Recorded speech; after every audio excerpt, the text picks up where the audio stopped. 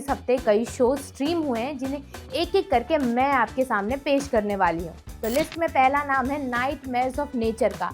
ये सीरीज दिखाती है कि असली हॉरर जंगल में छिपा हुआ है। लम हाउस और प्लिन सॉइल प्रोडक्शन की अनोखी कोशिश एक वाइल्ड लाइफ डॉक्यूमेंट्री और हॉरर स्टोरी का सम अप है।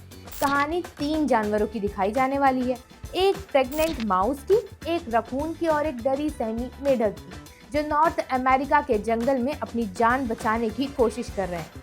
माया हाउके की आवाज़ में सुनाई देने वाली ये सीरीज नेचर को एक डरावने विलेन की तरह पेश करती है, जो नेटफ्लिक्स पर 28 अक्टूबर से स्ट्रीम हो रही है। डिस्कवरी पर दिखाए जाने वाले शोज की यादें ताज़ा करनी है तो ये शो आपके लिए बेस्ट ऑप्शन रहेगा। इसके बाद बैलेड ऑफ स्मॉल प्लेयर नाम की एक सीरीज है। कॉलिन फैरल इस सीरीज में लॉर्ड डॉयल बने हैं, एक जुआरी जो अपने पास्ट और डेब्ट या कहिए लोन से भागकर मकाओ पहुंचता है। यहाँ उसकी जिंदगी चमकते नियॉन लाइट्स और कैसीनो टेबल्स के बीच धीरे धीरे अंधेरे में डूबती जाती है। फेलाशन और टिल्डा स्वीटन के साथ फैरल एक ऐसी कहानी में फंसता है जहां हर जीत धोखा और हर मुस्कान में खतरा छिपा है। लॉरेंस ऑसबॉर्न के नॉवल पर आधारित ये सीरीज एक स्लो बर्न थ्रिलर है जो ग्रीड और लोनलीनेस की कीमत दिखाती है। ये सीरीज भी नेटफ्लिक्स पर 29 अक्टूबर से अवेलेबल है।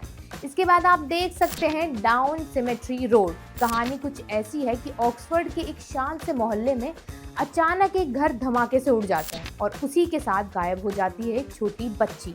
पड़ोस में रहती है सारा टकर, जिसका किरदार निभा रही है रूथ विल्सन।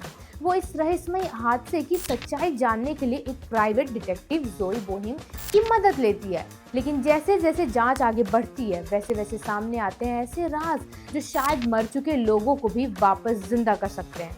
मिक हेरोन के नॉवल पर बनी ये ब्रिटिश क्राइम थ्रिलर धीरे धीरे आपका दिमाग हिला कर रख देती है और हर एपिसोड के साथ सस्पेंस गहरा होता जाता है। शो को आप एप्पल टीवी पर देख सकते हैं। Next is Hedda. Henrik Ibsen के मशहूर नाटक हेडा गैब्लर को इस बार 1950s के इंग्लैंड में फिर से गढ़ा गया है और लीड रोल में है टेसा। वो निभा रही हैं हेडा का किरदार, एक ऐसी औरत जो बाहर से तो परफेक्ट लगती है लेकिन अंदर ही अंदर अपनी जिंदगी से घुट रही है। बीते हुए प्यार की यादें और वर्तमान की कैद के बीच फंसी हेडा की दुनिया में एक रात पूरी तरह से सब कुछ बिखर जाता है। इमोगन पोच और टॉम बैटमैन और नीना हॉस जैसे दमदार एक्टर्स के साथ बनी ये ड्रामा थ्रिलर न सिर्फ खूबसूरत लगती है बल्कि आपको अंदर तक हिला देती है। इस शो के लिए आपको जाना पड़ेगा प्राइम वीडियो पर, जो 29 अक्टूबर को आया है। इसके बाद द विचर सीरीज के दीवानों के लिए अपडेट। इस हिट सीरीज का 4th सीजन रिलीज हो चुका है। यस गाइस, हेनरी कैविल के जाने के बाद अब गेराल्ट ऑफ रिविया की मशहूर तलवार थाम ली है लियाम हेम्सवर्थ ने, और यकीन मानिए कॉन्टिनेंट अब पहले से भी ज्यादा खतरनाक और अराजक हो चुका है। गेराल्ट, येनिफर और सिरी तीनों अपनी अपनी राहों में बिखर चुके हैं, लेकिन किस्मत उन्हें फिर से एक जाल में खींच लाती है। इस बार कहानी में एंट्री होती है लॉरेंस फिशबर्न की, जो नए किरदारों, डरावने मॉन्स्टर्स और चौंकाने वाले धोखों के साथ पूरे विचर वर्स को हिला देते हैं। ये सीजन सिर्फ एक एंड वर्स की तरह नहीं होगा बल्कि फाइनल चैप्टर की शुरुआत है और द विचर को एक बिल्कुल नया रूप देता है। सीरीज नेटफ्लिक्स पर 30 अक्टूबर को आ चुकी है। अब एक लास्ट मूवी जो थिएटर में रह गई थी, टाइगर श्रॉफ की बागी फ्रेंचाइजी की फिल्म बागी 4 अब OTT पर आ गई है। मूवी 31 अक्टूबर को प्राइम वीडियो पर रिलीज हो चुकी है। चलिए, we are done for weekend wrap also. इसके बाद बताइए कि क्या रह रहा है। अब रह रहा है बजट बट्टू का स्पेशल रिकमेंडेशन। अगर आप भी उन लोगों में से हैं जो कहते हैं कि भाई कुछ दिमाग उड़ाने वाला देखना है, तो no need to complain.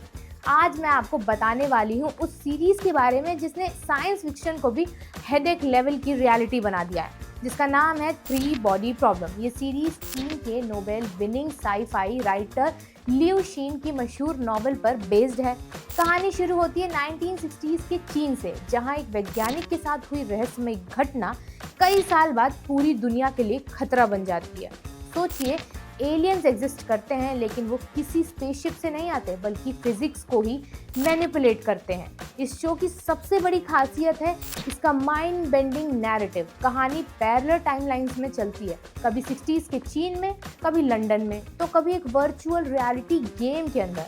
Visuals इतने टॉप नॉच हैं कि सीक्वेंस को देखकर लगता है कि जैसे आप किसी आईमैक्स थिएटर में बैठे हुए हैं। और आइसिंग ऑन द केक ये है कि शो को बनाया है गेम ऑफ थ्रोन्स के क्रिएटर डेविड बेनॉफ और डीबी वाइज ने, तो हाँ, यहाँ भी आपको बिट्रायल, कॉम्प्लेक्स प्लॉटिंग और कुछ ऐसे मोमेंट्स मिलेंगे जो लिटरली दिमाग हिला देंगे। लेकिन चलिए ईमानदारी से बात करते हैं, थ्री बॉडी प्रॉब्लम हर किसी के लिए नहीं है। अगर आपको स्लो बर्न स्टोरी टेलिंग या कॉम्प्लेक्स थ्योरीज पसंद नहीं आती तो ये सीरीज आपको बीच बीच में थोड़ा कंफ्यूजिंग और हेवी लग सकती है। कई बार डायलॉग्स तो इतने साइंटिफिक है कि सबटाइटल्स भी सोच में पड़ जाएं। इसके अलावा इमोशनल कनेक्ट थोड़ा कम है, आप कैरेक्टर से ज़्यादा यूनिवर्स की चिंता करते रहते हैं। फिर भी अगर आप डार्क, इंटरस्टेलर या फिर अराइवल जैसी सोचने पर मजबूर करने वाली साइंस फिक्शन पसंद करते हैं तो थ्री बॉडी प्रॉब्लम आपके वीकेंड की परफेक्ट राइड हो सकती है।